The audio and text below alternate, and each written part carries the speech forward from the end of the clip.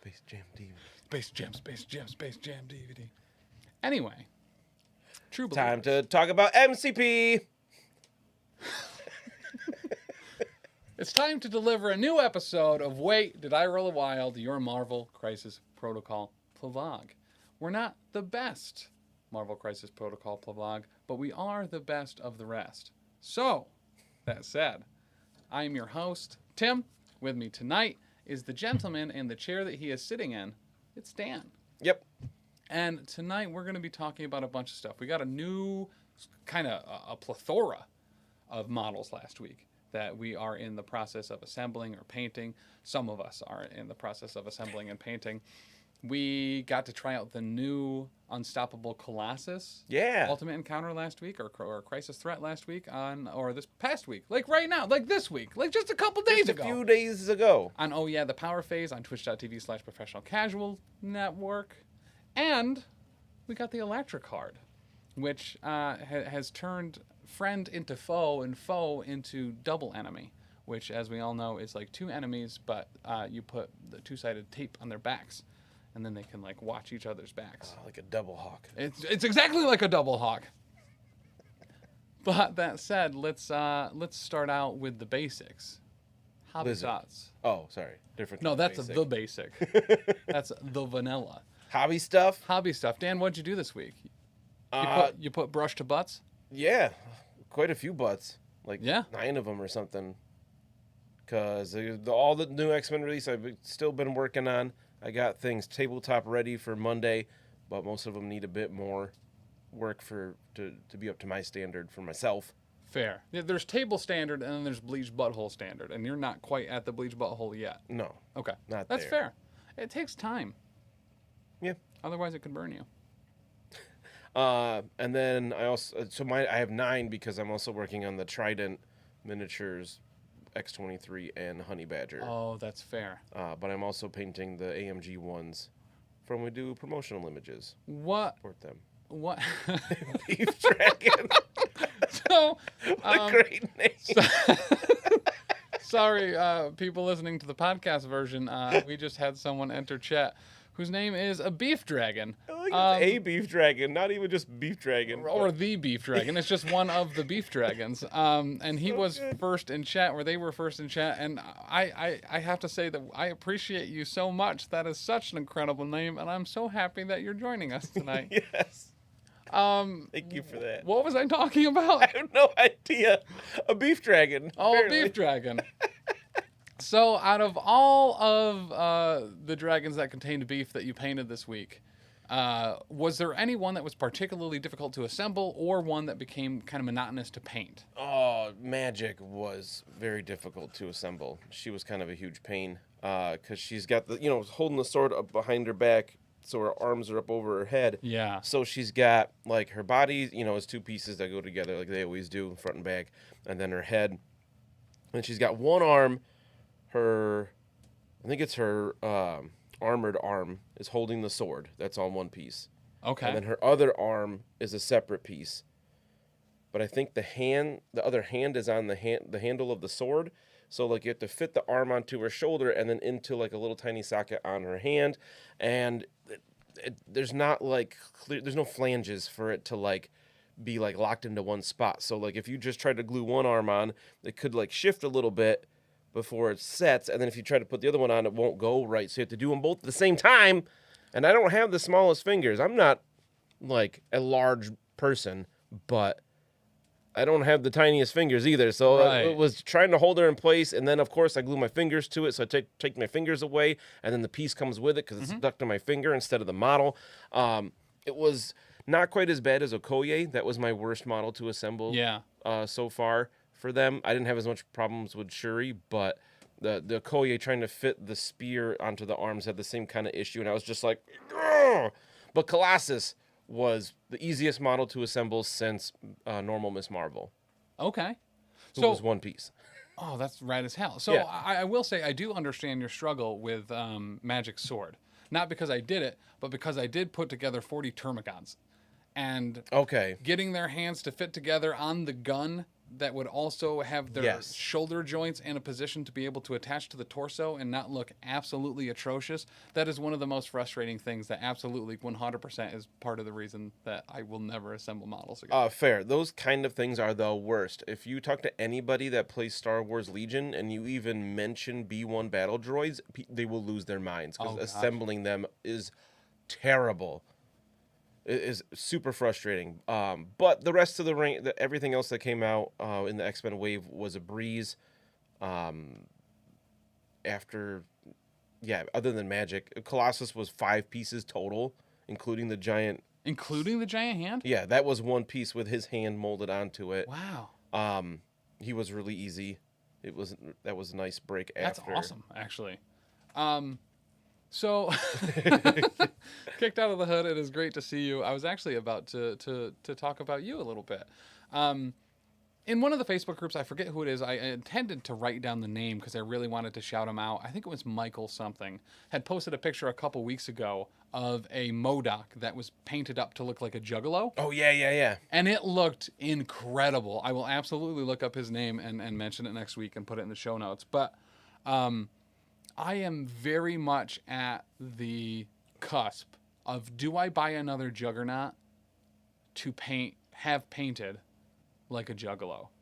I think it'll be worth it, but there's not an unmasked version in the box, correct? No. That'll make it difficult, I feel like, but we'll see. We'll get there, I think. Maybe we could put a Crossbones head on it, because Crossbones is already kind of Juggalo painted up face-wise, if you assume it's not a mask. But we'll see. Character I'm most excited to play out of this new recent drop is Magic. Yeah. I re-looked at her card again today, and I'm super stoked for it.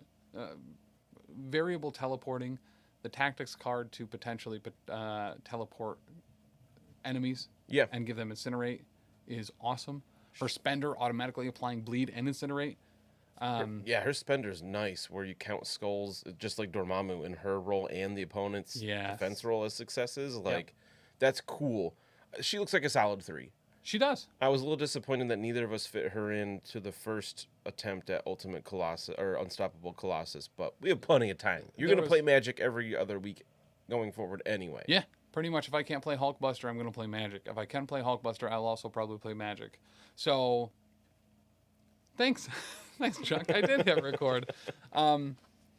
But I am really excited. I have convinced Big Chuck to do some things that I'm very excited about with these models. Fear Itself Juggernaut, and then Phoenix Force Colossus, and that sounds awesome. Magic, which I'm super stoked about, which is what my Cyclops is done as, is his post AVX, Cyclops Guevara version with his X-Face or whatever. Yeah, that looks really good too. So, so as far as news for this week, we got kind of a hint at something that's going to be coming down the pipe.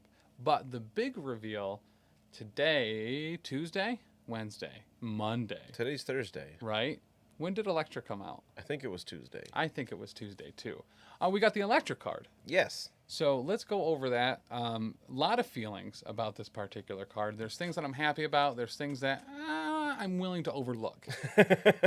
And I think my willingness to overlook it are probably the things that other people are not willing to overlook, because I'm so excited about her being a 4 threat. That was the first thing I looked at when I was like, okay, she is a 4 threat. That she's going to be awesome then. I think she's good. I'm going to try to reserve as much judgment as possible till we see her on the table, especially with hand ninjas.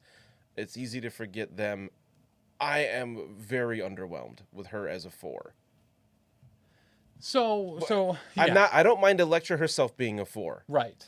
I'm underwhelmed with what she has on her card for a 4. I feel like she's missing something. So I'll get into a very easy tweak that I think could maybe change some minds. But let's get into it. So Elektra, or Elektra Nachos, she is 6 stamina, medium movement, size 2, threat 4, 3/3/3. Medium movement already. I'm upset. Yeah, fair. I definitely assumed she was going to be a long movement, but she's not. She's 3s across the board for defenses, which Surprising. is a little low. I definitely thought she'd have 4 physical defense. She's a ninja. She is a ninja. I do feel that a 4 physical defense would have been appropriate. Or even 4 mystic defense, because I feel like she'd be good against, it's good psychic defenses. Yes. Natural psychic defenses. I don't know. The fact that she's a 4th threat and already she's 3s across the board, like, she should have something bumped up there. I could have seen 4-3-3. I could have seen 4-2-4. Yeah. Even 3-3-4 would have potentially made sense too. But her not builder, her standard attack, Her free attack. her free attack is a mystic attack called Ancient Throwing Blades, which is range 3, strength 5, with pierce and bleed on a wild. It also has the additional effect of after this attack is resolved, if there is not an allied hand ninjas character in play, place it within range 1 of this character, which I'm not a huge fan of. Yeah. Same as Daredevil's, though. With an activated token, it is part of your squad. I do think since this is a range attack that it should have been coming in within range 1 of the target, yeah. which is what I was kind of expecting. I But kind of agree. it is what it is. I think this is probably the best part of her card. This is a good free attack. This is a solid free attack, probably the best free attack. I will state right now, I think that it is the best free attack, because nearly anything else that costs nothing would be considered a builder. It is the best non-builder free attack. Right, because it doesn't gain power. It can. Not just 1 for doing it, not power per damage dealt. It's not a builder. It just does not cost power. Correct. But it's range 3. I like that it's range 3. Like we were talking a little bit before. It's Adamantium Slash from Wolverine or X-23, but at range 3. And it's Mystic, which is weird and cool, I guess. It's nice to vary, having some variation in your squad. Yeah. Because I'm assuming, I think it's fair to assume she'll be Criminal Syndicate, probably Cabal, maybe Defenders. I don't know. Well, she'll probably be in. Maybe A-Force. She'll be in. Oh yeah. So I guess it's not a new. Oh, maybe Midnight Suns. I don't know. Could be Midnight Suns, but I mean in Cabal, I think she's probably going to have a lot of play. Yeah, we'll go after we go through the card. We'll talk about that kind of stuff. So but yeah, good attack. Her spender, which is a little expensive, is called Impale. Range 1, strength 8, 5 power to pull off. Without a builder. Without a builder. If an allied hand ninja character is within range 2 of the target, though, you can add 2 to the dice roll. Sweet. Strength 10? Strength 10. Okay, now we're getting somewhere. But it's only range 1. It is only range 1. That's an inch. But the defending character does not add... Listen, you give them an inch, they think they're a ruler. It's a third of range 2. That is fair. But the defending character does not add critical results in its defense roll to its total successes and cannot add additional dice to its defense roll as a result of critical results. So I love that. Yeah, that's super powerful. Like, real nice. And after the attack is resolved, this character may advance medium. I do like that it's a May. Get in, get out. That'll get you past range 3. Yeah. So that your stealth is, in fact, activated. Once you get past the 5 power in range 1, it's a fantastic spender. Yeah. I mean, you point at somebody and they are dazed or KO'd. Correct. Taking them out. Yep. It's an assassin strike, which makes perfect sense. Mm-hmm. Her first superpower, a reactive, is called Assassin Step, costs 2 power. When this character damages an enemy character with an attack, after the attack is resolved, it may use this superpower. Place this character within range 1 of the damaged character. This superpower can be used only once per turn. Makes a lot of sense. You throw the Psy, you get some little pierce, little bleed, you drop a hand ninja on yourself, then you spend power to get over there to follow up with an Impale, because obviously you've gained probably 1 power from your free attack. Power face. So yeah. But I like that it's there. What I wanted for her was to be chucking size and teleporting to people and following up with awesome attacks, and that's exactly what we've built so far. I like this superpower a lot. I think it's super cool. I love that it specifies within 1, so then she's definitely in range for Impale, but she doesn't have a builder. This could have cost 1 power, though. I think it's a little... Especially since it's built into a lot of other characters' attacks. Yeah, I mean, she has to damage an enemy character with an attack. So obviously you're doing that. It's either already if you're already at range 1, you're not spending this Right. power probably. But if you're doing this after ancient throwing blades, then it could be a sizable movement if you're at that extreme range 3. Yeah. And then you can always go like on the other side of your target and everything. So that is it could be a huge amount of movement. So she's got a lot of movement here. Correct. Like I'm disappointed she's only move short or medium.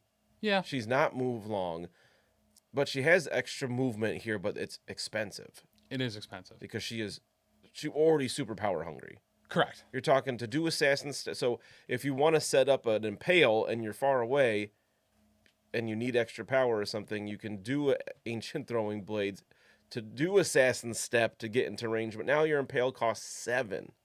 Yes. And if you have to set it up to hand ninjas are within 2 of the target, Mhm. which they're not going to be likely if you just dropped them within. No, well, they could be. Yeah, you could drop Okay. it within in between you and the target. Yeah, then they'll definitely be within range too. Yep. To make it 10 dice, I mean it's a little more difficult to pull off Iron Fist type assassination attempt. Right. But when it works, it'll be awesome. It will. So she also has martial prowess to keep her alive, and she's decent on the stamina spectrum. She's not the best 4 as far as stamina little goes. It's below only average. 11, but 6 on the healthy side, I think, is a big part of that. That's nice, but she's only 5 on the injured side, so Yeah. this is her only defensive tech at all, though. And martial prowess Correct. is good, but you have to be within 2. And is it any kind of attack, right? There's no... Any type of attack. Okay, so that's nice. So what martial prowess does, we've seen it on Gamora, and I think Coiled Serpent effectively is the same thing on Viper. Yeah. It costs 2 power. When this character is targeted by an attack within range 2, it may use the superpower. Instead of rolling dice equal to its defense, it rolls 5 defense dice. Then, if the character suffered no damage from the attack after the attack is resolved, the attacker suffers 2.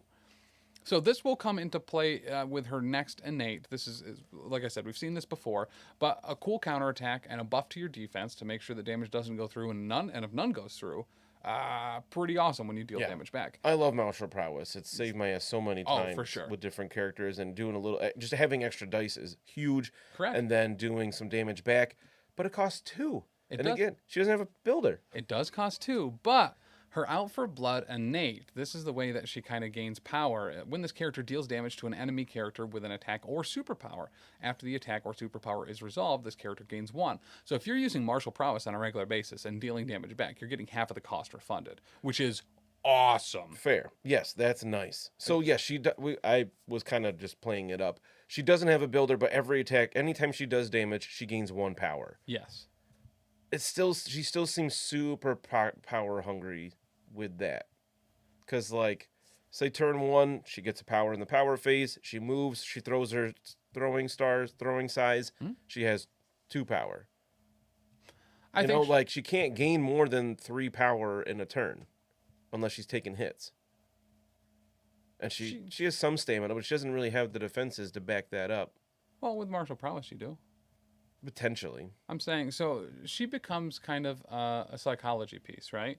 So you know that if you attack her and she has 2 power on her, she's going to probably be using martial prowess. She could be potentially doing damage back and getting more power on top of it. And there's a lot there. I think she also has stealth, just as her last innate before we kind of move on. Yeah. But I really like her. I think she's going to have incredible play with Red Skull's Cabal. Yes. She wants to be any affiliation that gives her power. Yeah. She will be perfectly fine in. I like in a vacuum, looking at her card by itself without starting to put in affiliations, I think she is lackluster for a 4 because she's so power starved. Yes. But once she starts having any way to get extra power, like Dark Dimension, just gaining more in the power phase, then she will start to shine, actually be able to do those things, because she's got a lot of things that cause power on here. She does, but she has a lot of ways to generate it. So I think the thing that is a little overlooked, and this isn't the biggest thing in the world, but when you do have that power to pull that impale off, you're gaining power from that too. You're gaining power from nearly anything that you do. Yeah.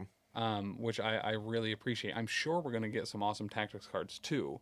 I hope so. Allow her to do some even cooler stuff. I just wish she had like X-23, She has like assassin stuff where she gets to re-roll. Even if she just had to re-roll an attack die or Yeah. something to make it more likely for her to do damage, or like make her free attack a strength 6 because it doesn't have power per damage dealt or something. Correct. Just something. I feel like she's just missing a little something to make it more likely for her to gain power. Because yes, it's her free attack is a range 3 strength 5 mystic attack with Pierce. That puts ninjas on the can floor. be huge.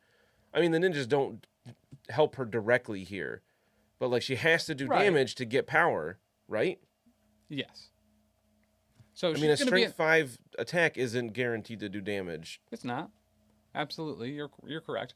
But as far as what you're going to be doing with it, I mean, it has a pretty good chance to do damage, especially with Likely. Pierce.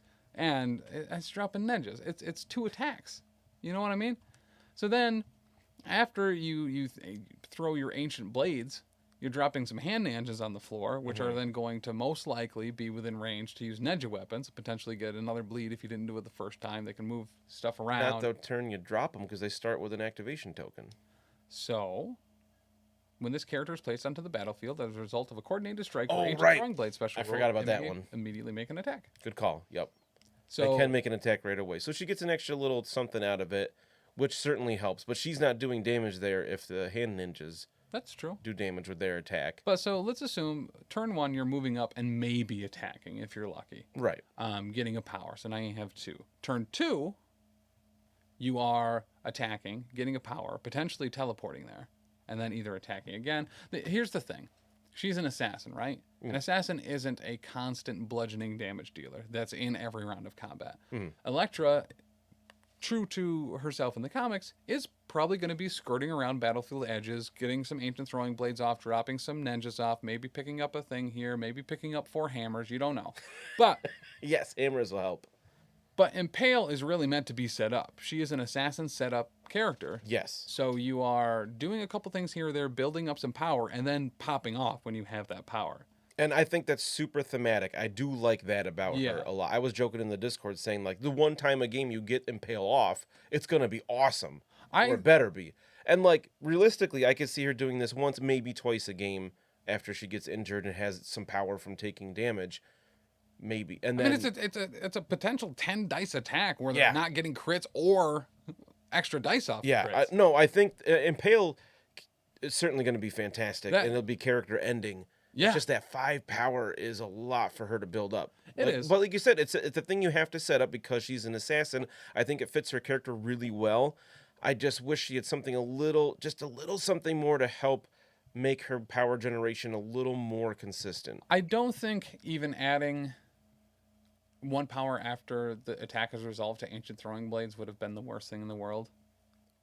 I don't understand why it's not there. Right. Even with her out for blood. Mm-hmm. Sure, so she gets 2 power from it. Cool. Yeah. If it does damage.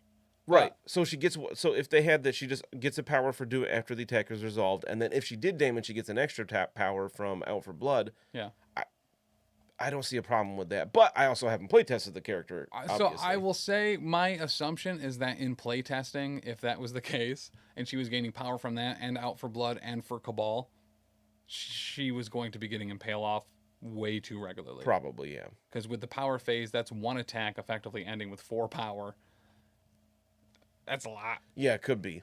I like I said, I'm trying to reserve judgment until I've used her, at least seen her in play. Just at face value, Impale seems awesome, but very difficult to use more than once a game. Like, you'll definitely be able to do it once a game as long as she doesn't just get capped before she activates. I mean, she shouldn't really. So, like, assuming round 1, you're not really probably doing much with her, right? Because we all know what round 1 is like, and there's not a lot going on. So she's going into round 2 with 2 power, which is enough for martial prowess, potentially doing some damage back, potentially getting more from it. I think you're probably going to be getting Impale off every other round at minimum. And there's certainly potential, especially when damage is coming back in, that you're going to be getting off significantly more often. And I think that she's going to be a character where you're like, I don't want to attack her. I don't want to give her power. I don't want to give her power. Yeah, totally fair. My only thing is that at a 4, I don't want to have a 4 threat that's hanging back and waiting to attack a couple times a game. You know what I mean? Fair. It's just not my play style. I want to get up in there and do damage right away, but she, kind of like Viper, she just can't do that. She needs to bide her time. Wargaming Dead also made a solid point of her in Dark Dimension. Yes. Having a guaranteed 2 power plus any damage done every round is Yeah, for sure. real nice. And I think if she had regular power generation off of the Ancient Throwing Blades, she would absolutely be a problem. Because she's going to be getting that off, getting a bunch of power, teleporting in, impaling, and then getting the free movement to move out. If someone does get within stealth range, then they're attacking her. She's martial prowessing back. She would have been way too good, I think. So I'm curious if in their playtesting they found that just increasing the cost of Impale a little bit to make up for that didn't work, or what it was. I will say that I'm not super anti this version of it. I think again they nailed it thematically. Yes. I think they really represented the character well. Mm-hmm. At first glance, she's not my favorite, but I will certainly give her a try, and hopefully I'll be surprised. So depending on different games you play, I've played a lot of different online miniatures games, and she would be described as either oh, nuts. The word has left my brain. Oh, that happens to me all the time. My words leave your brain. cream cheese. I don't think that's the word you're looking for. I don't think it is either. But effectively, the type of unit that's niche, a specialist. I'm sorry, is a specialist. Cream cheese is the word I was looking for. Oh, absolutely. An old crab rangoon of unit type. She's not a striker. She's not a bruiser or a defender or a tank or a support, but a specialist, someone that has a very niche. I do this and I do it very well, and it's normally assassin-y type. Right. So, which makes a lot of sense. Especially dropping the hand ninjas. I think that's something that is just so cool on a basic free attack. There's a lot going on. Ancient Throwing Blades is stacked. Yeah, for that being the tech she's going to be doing most of the time, it's great. Yeah. It's really good. Just to note as well, on her injured side, she does lose a stamina. But I believe, for the most part, everything else stays the exact same. Yeah, I think so. So, yeah, I would say I'm a little underwhelmed only because she doesn't do what I want her to do. But I think she does what she should do. What did you want? Did you just want a female Iron Fist that did bleed? Again, I don't really know. I'm not sure what I wanted. It was just reading it over the first time. I was like, oh, wow. And then I was like, oh, she doesn't have a builder? What? But as we talk about it a bit, there's other ways to gain power than a builder, because those aren't always reliable anyway. Yeah, correct. But trying her to, we don't know what affiliation she's part of yet. Like I said, we can assume Criminal Syndicate pretty easily, I think. Yep. Cabal almost certainly, I think. And then there's a couple others that she might fit in. I just don't know enough about the character. Midnight Suns, Defenders maybe, A-Force maybe. Maybe A-Force, yeah. And I think she fits in all of those, too. And even out of affiliation, I think it's pretty safe to assume that she will not be in Inhumans. But I think Inhumans is a great spot for her. Yeah, and any affiliation that gets her power. Even Steve's Avengers, to make her superpowers a little, only one instead of two. So I think huge. And I always lean on that, right? Like whenever we see a new character, it's like, oh, she'd be great in Steve Rogers' Avengers because her superpowers are cheaper. One of the best leadership affiliations. Correct. Still. But martial prowess at 1 power, and if it deals damage back, you just get it back. Power. It's free. I mean, fantastic. Yeah. But I like the idea of things that just give her power.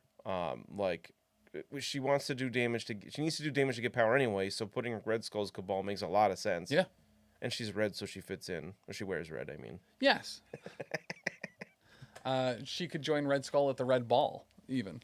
Some people might say. Yeah, for sure. I'm sure she's a really good dancer. I mean, some balls are held for charity and some for fancy dress, but overnight are the balls that I like held best. What? I messed it up. Oh. I also really like her in A-Force. If she is holding back, she's not taking direct damage, but when others get hurt, she's getting that powered up to come in and kind of be get revenge. Oh, you hit She-Hulk a couple times for whatever reason, now I'm going to stab you in the spleen and you're going to die. One thing I really like her in is Shadowlands Criminal Syndicate. I already forgot what his does. You remind me? Yes, if the target is holding a objective. Oh, yeah.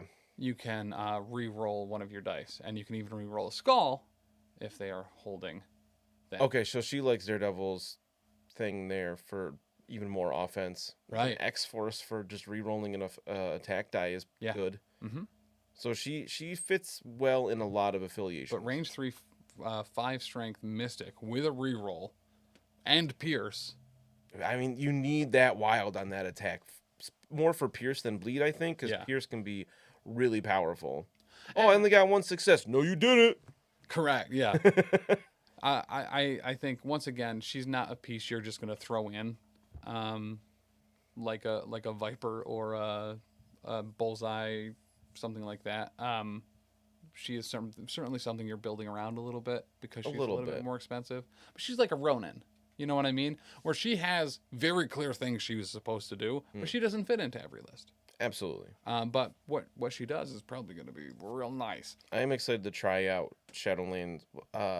Is it his leadership ability just called Shadowlands? Or I think so. I can't remember now. I am excited to see her in Shadowland Daredevil Criminal Syndicate and just build that over-the-top glass cannon. Yeah. I hit you so hard. You're not going to be able to hit me back. Glass cannon. I mean, you could build it that way. Yeah. Yep. But just because Shadowlands Daredevil is actually fairly beefy. Yeah. He's a big boy. He doesn't have as much rerolls and stuff as regular old DD, but listen, he'll get there. But he's got like 7 and 6 health or 6 and 7 health out of 4. Like he can take hits. He's got better defenses than Elektra here. Mm-hmm. He's like 4-3-3, and then when he flips, he's 3-3-4. I think. Yes. Yep. I was looking at it earlier. It's the only reason I remember because I was comparing them. Because I was like, what is it about Elektra that I feel like she's lacking? And I think a little bit is defenses. Yeah. And I think her card might lean on martial prowess a little too much for only being 3-3-3. Yes. I just the martial prowess. If that wasn't there, it would be. I'd have very, very different opinions. Yeah. That was very needed. Why is she not 4-3-3? She's a ninja. She should have higher physical defense. That's what martial prowess is there for. Because it almost feels like, to me at least, martial prowess feels almost like a waste when you have 4 in something and you're paying 2 to add 1 more die. Yeah. Especially on one of the more common But then you use it when she gets hit with something other than physical. I get that. I'm just saying. Dodge out of the way of the laser beam instead of just getting hit by it. And then punch them back. No, you open your mouth and then you eat it. And that's what makes you bigger. Like... You know, any kid show that I've ever seen where they fight something that's absorbing something, they're like, oh, just shoot it and absorb too much. And then its belly gets full and dies. So I will say I initially underwhelmed. I'm more excited to try her out now after discussing it a bit because it always helps to hear different ideas and viewpoints on it. And I like discussing this. So I feel a little bit better about her. I'm just excited to try that box and throw hand ninjas on the table and everything. Oh, yeah. I can't wait. I'm pretty sure we're not getting it till the end of April. In the U.S., sadly, that and the I almost said Dr. Strange Jr., Nick Fury Jr. Yeah. Very different. And then we don't know anything after that. We haven't seen any previews of models after those 2 boxes. Yeah. The Quinjet, I guess, but, playable models. Right. So what do we think the next big chunk is? We just got a bunch of X-Men. We got some Shadowland stuff. Are we going to be getting more heroes turned villains? Are we going to be getting Fantastic Four finally? Fantastic Four potentially. The only thing Iceman? The only thing I'd want less than the Fantastic Four, the Eternals, except Gilgamesh. Oh man, I love Gilgamesh. Or the Pixie Girl was super cool too. I actually really liked her. Was it just Pixie? Sprite, yes. Is that her name? Yes, and the mind control guy. Actually, I liked a lot of the characters. The characters weren't bad at all. I'd love to see Black Knight. Yes. I like Black Knight in general. I want to see Black Knight boxed with Jack of Hearts. Oh, Jack. Just a couple of English knight dudes. Why not? Yeah. I mean, Black Knight, I feel like we already have a couple characters just like that. We already have some sword boys. Yeah. We have how many sword boys outside Baron Zemo? Well, Valkyrie. She's not a sword boy. Yeah. She can throw stuff. Valkyrie? Yeah. That's why Valkyrie's awesome. She got throws and she's got charges. Hela has a sword. I guess there's not that many. Killmonger. It's a spear. He's a sword boy. No, he's not. He's got a sword in one hand. Listen, you can't That's like going into Super Smash Brothers and being like, oh yeah, we have all these Fire Emblem characters like Link and King Dedede. No, What? they're That's not different. They're even close different to the weapons. same thing I'm yes, saying. it is. You're saying Killmonger's a sword boy. Killmonger's not Blade? a sword boy. Blade, I would allow to be called a sword boy. Moon Knight, however, I would not. I almost said Moon Knight just to make you mad, but That would have no. made me upset or spaghetters. It would have. I mean, Drax is basically a sword boy. He just has little short swords that are daggers instead. I would probably be okay calling Drax a sword boy. I'd probably be okay calling Nebula a sword boy. I was mostly thinking of people that do bleed with a weapon. Yeah. Black Panther, a sword boy. He does bleed with weapons. No, he doesn't. Sabretooth Just has and Wolverine. claws. Or as Felix, my son, says, clobs. Clops.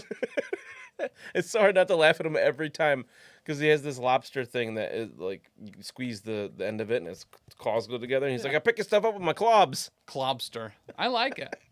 It's so funny. Clobs. No, I'm sure they do something with Black Knight. I just don't know enough about his character, what else he can do. Black I Knight? think that'd be cool. He has an ebony blade and doesn't afraid of anything. Neat. It's pretty cool. I want to see more X-Men because X-Men are my favorite thing. Yeah, in where's Marvel. Nightcrawler, bro? Yeah, right. Obvious choice. There are a lot of characters I'm surprised we haven't got that I like. We've gotten these characters before these obvious ones like Nightcrawler. Blizzard. I do like Blizzard. I want Whirlwind. Is that his name? Yeah, Whirlwind. The green guy. The guy that has like a green Juggernaut helmet Isn't and he's that got Riptide? blades. He's like a hurricane bottom Yeah. guy. I think it's Riptide. No, Riptide was in the Marauders with Gambit. They had okay. like the same thing. Gotcha. Spinning like through throwing stars so Okay. fast that it stuck into Colossus, and he was like, "I don't like that." That does sound like something Colossus would say. I'm gonna look up Whirlwind, if I can spell right.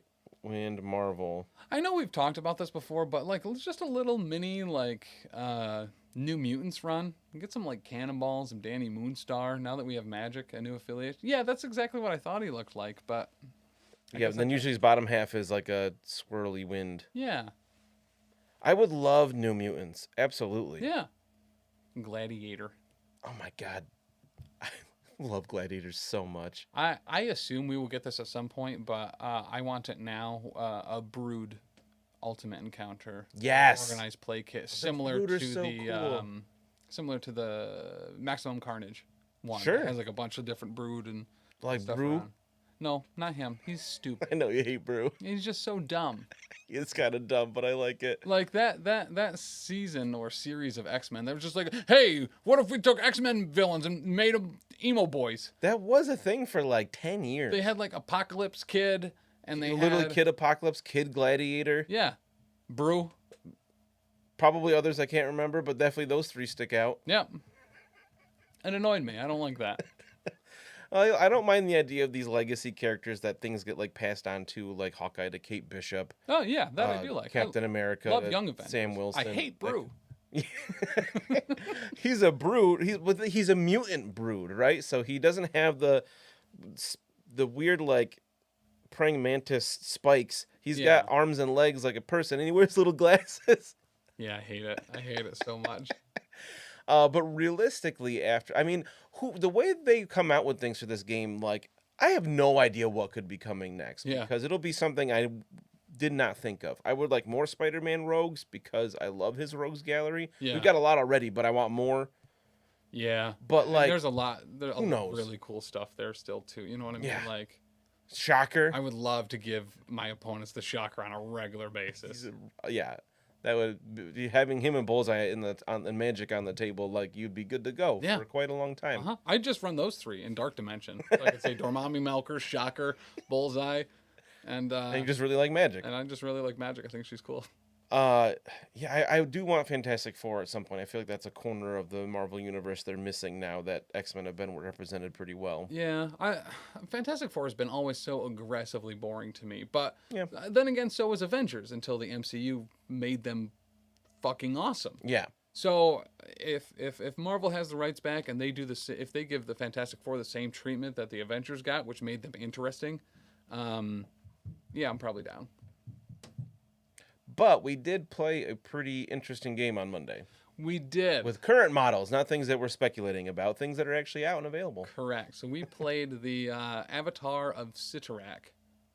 The Unstoppable Colossus. The Unstoppable Colossus, which... We messed up right from there, from the beginning. Did we get confirmation on that? Do we know? No, but I think you're right that we I should think it use was the probably- Colossus model, not the Juggernaut model. Yeah. Because we realized at the end it has Colossus's alter ego, Peter Rasputin, and he's size 3 in the Ultimate Encounter, whereas Juggernaut is size 4. So pretty sure we're supposed to use the Colossus model for that. We did a oopsie there. But so we tried it out. We talked a little bit last week or a couple weeks ago about this Ultimate Encounter.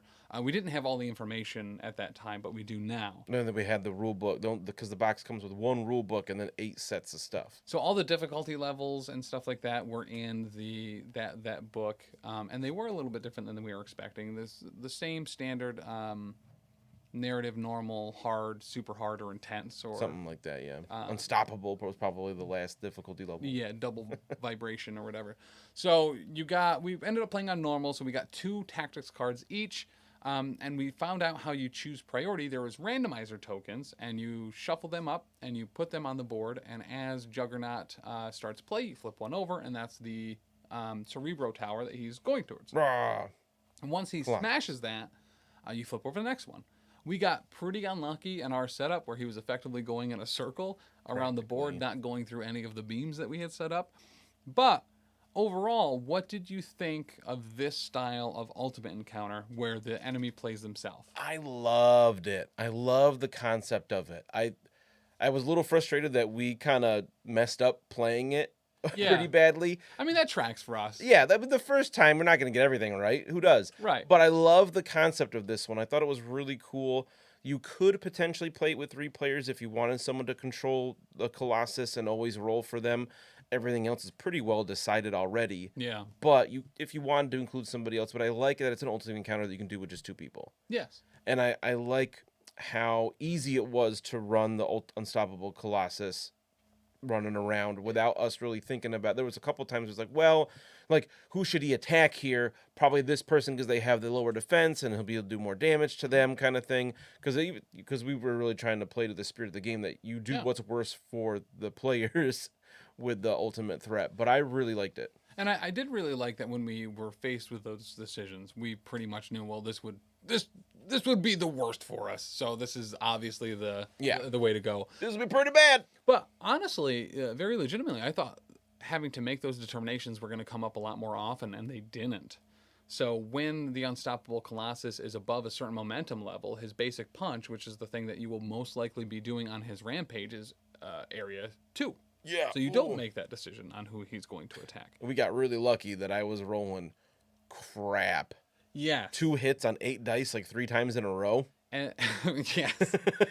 We got incredibly lucky. I don't actually want to hurt Mystique. Oh, I didn't. Okay. Yeah, Mystique was a tank. Just an absolute brick house of not taking damage from a rampaging Colossus knot. Yeah, right. Yeah, when you see an 8th strength attack that he just does because he rolled a hit. Yeah. Is like, okay, well, it's A2 now? Okay, he's just going to clear the field. Oh, he didn't do that. Okay, great. But I think we learned a lot. We brought 2 teams of effectively the new models because we wanted to play. Almost exclusively, yeah. I had a Freedom Force team led by Mystique with Sabretooth, Gambit, Rogue, and Deadpool. Mm-hmm. And you had... I had an X-Men Blue with Cyclops, and then Wolverine, and Little Wolverine. That's right. So I had X-23 and Honey Badger, and then Colossus, and that was it. Yeah. So I had Cyclops, Wolverine, X-23, Honey Badger, Colossus. So overall, one of the things that we learned, I think ranged is actually very important for this encounter. Yes. Because one of the problems, not problems, but kind of one of the effects or I think it was a problem. Scenarios that you're in is you spend a lot of time chasing Juggernaut around. Yeah, we had mostly people with the range 2 attacks. Yeah. At least I did. I had Cyclops as the only one that had more than that. Well, and even my ranged attacks were Gambit and Mystique at range 3. And Deadpool. But their ranged attacks were 4 dice, and he always had at least 4 defense dice, sometimes as much as 6 or 7 defense dice. So he's really hard to hurt. He is. But Honey Badger was awesome. Ankle biter proved to be just as good as we thought it was going to be. Correct, especially for the Unstoppable Colossus is in fact immune to all special conditions. Yeah, any of them. You To take your all of pick. them. You can't even give him judgment. So then when he takes the 1 damage and then heals to full, he doesn't get any of the power that he can't use. That he can't gain or spend. Yeah. So Merc with a Mouth was pretty unuseful Yeah. in that particular scenario. But yeah, we needed more faster characters, people with wall crawler or fly. We had exactly 1 person with either of those on either between both squads. correct. Was just rogue was Yep. it. Having more faster characters would be good to keep up with Yeah. the Unstoppable Colossus, to be able to attack him, because we had to set up interact with these towers that were arranged in like a hexagon around the middle of the table, and we had to turn on ones to face each other to make a beam go across between, and then if Colossus went through that beam, he would take not damage, but it was essentially working like damage. He would suffer momentum damage, and if we got him down to 0, he would essentially get like dazed kind of thing. We had to do that to him 3 times. And anytime you did damage to him, didn't matter how much damage you do, even if it's just 1, he would also lose 1 momentum. So you could kind of just beat away at him, and eventually he would get tired. But it's very difficult. We did subdue him twice. Yes, we need to do it 3 times to win at the difficulty we were playing. And one thing I didn't think about while making my particular team for that, or my squad, was that Mystique had the expert saboteur, where she could blow stuff up and do automatic damage. Actually, super useful. Stellar. Yeah. So I think any instance of guaranteed damage, we've talked a lot about Bullseye being able to do the I never miss, being probably super incredible against him, but Punisher and Mystique 2 being able to do that, I think would be solid. And Honey Badger, holy cow, just awesome with an ankle biter. Yeah, especially you knew which way he was going to move the next turn, because you knew which tower he was going to aim at. Honey Badger just ran around behind him. Well, she stabbed him, and then she has one where she can make a move after attacking. And then she just ran around behind him, kept stabbing him in the ankles, so he had 1 less defense die, which allowed us to get some more damage through. Worked really well. So there's a number of characters that I think would actually have some really cool interactions with the Unstoppable Colossus. Characters like Baron Zemo, anyone with a charge and place afterwards, I think would be stellar, because you do, in fact, know exactly which way he is going to be going after he rampages, or during his rampage.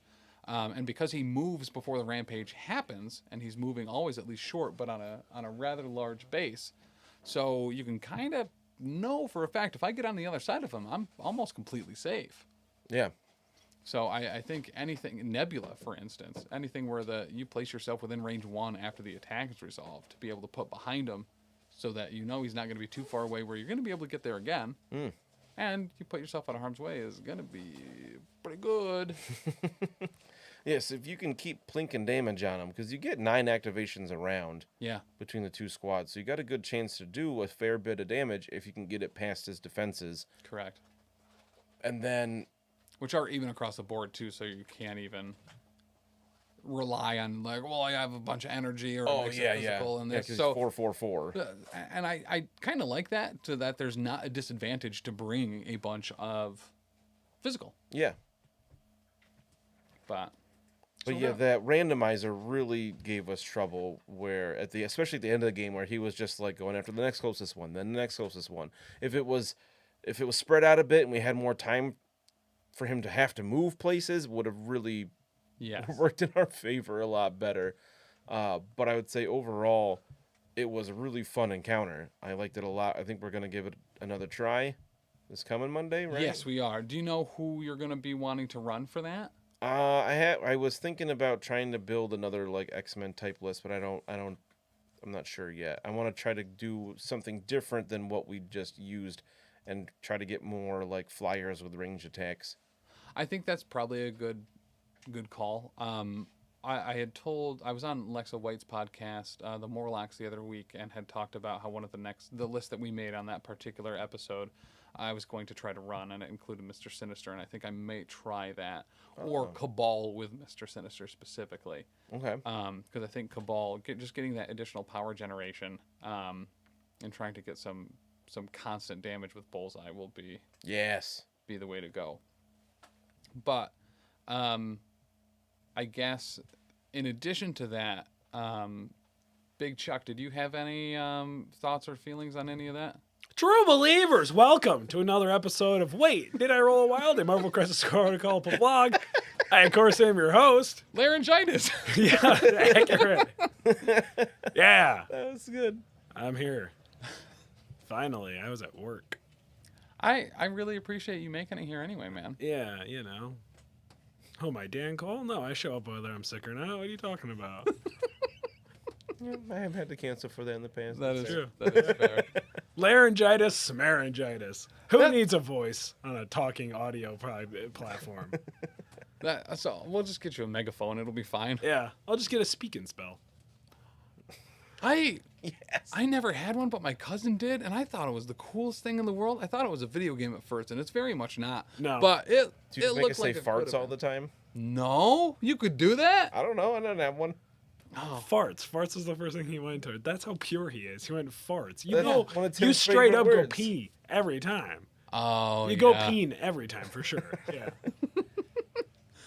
But Vulva. vulva. So, funny story about vulvas.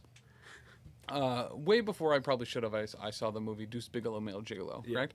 Amy Poehler had a character on that that had Tourette's, and at one point screams out of a convertible a vulva at a car that passed by. Yep. I thought she was yelling that the car next to them was a Volvo, and I got the words vulva and Volvo confused, Sure. thinking that Volkswagen made a car called the Volva. So, for the next probably 6 months, because no one corrected me, Naturally. I Why would they? regularly referred to the Volkswagen Volvo as a Volkswagen Volva. Right. And I got a lot of weird looks from my friends' parents, Yeah. which is something that I'm normally always terrified of their ire. Right. And Here's the good news. Your friend's parents usually pretty hot. Well established on other shows. oddly enough, the friend's parent that you were talking about was one of the ones that looked at me weirdly for saying vulva. So, That makes sense. It's all Anywho. coming back together. please, I think that's it for this week. Yeah, now probably. now that we're off on that tangent. When you go off a tangent that out of the way. Right. Yes. But make sure to check out all the other super cool stuff here at the Professional Casual Network. The easiest place to figure out all that stuff out is professionalcasual.com or following us at facebook.com/professionalcasual. One thing that we forgot to mention, if you wanted to pick up any of the models that we've talked about tonight or put in some pre-orders for some new models coming down the pipe, Yes. the best place to get that pipe is beardeddragongames.online, where you can use code PCME10 for 10% off of your order. You can get it shipped to you, get your Marvel Crisis Protocol stuff, get your Monster Fight Club terrain, get paints, get Warhammer, get Dungeons & Dragons, get Pathfinder 2nd Edition, board games, card games, whatever. Make our local game store your local game store. Help support our network and help support a small business. But, lastly, make sure to check us out Monday, twitch.tv/Professional Casual Network, 7 p.m. for Oh Yeah, the Power Phase, where you will see Dan and I hopefully play that Ultimate Encounter correctly this time. Maybe a little luckier too. Maybe a little luckier too. I don't Maybe- want to be the guy that does this. Uh-huh. Not only should you watch this Monday, but go ahead and give us a little foul ski over there. Yes. So you know when we go live. Because potentially March 14th, I may make a return. Ooh. Yeah. If I have the correct date, which I think I do. Subscribe and hit the little bell icon still there to get notifications. Yeah. Yeah. And do that here too on YouTube. Give us a little thumbs up and the follow. Right up in there. Right up in there. Yeah. It's been empty for a while. It's true. Find that poke button. But as always, we are the #1 second-rate Marvel Crisis Protocol vlog podcast that a beef dragon shows up to. Yeah. Oh, so I was looking into that. Yeah. It's not a beef dragon. Uh-huh. It's his first initial. It's Alistair. It's Alabaster Beef Dragon. Alabaster beef dragon. Yes. Like I that don't. I didn't. I didn't think he was gonna get cooler. Alabaster beef dragon. A lot of people don't know Alabaster that. beef Not dragon. a beef dragon, but it's a beef Right. dragon. But Yeah. I like it. Not like a beef dragon. It's his first initial or their first initial. Yeah. Alabaster beef dragon. A lot of people don't know that. Dude, so as we know, normally every Monday night, we just want to talk about tangents real quick. You Yeah. could probably turn this podcast off if you have kids. But Oh no. every Monday night, I always try to get home before Yeah. 9 p.m. Sure. So my wife is still awake and I can give her the old alabaster beef dragon, you know? Sure. That's accurate. Wow. So whether it's a mommy and daddy move or whether it's an awesome wrestling move, I think the alabaster beef dragon, that shtick's going to be around for a while because I love saying alabaster beef dragon. It just rolls off the tongue. It really does. Yeah. Oh, ABD. ABD itself. But thank you so much, everyone. We'll see you next week. Make sure to follow and subscribe. Bye. That's why you wanted me here. You just wanted me to It was. Yeah.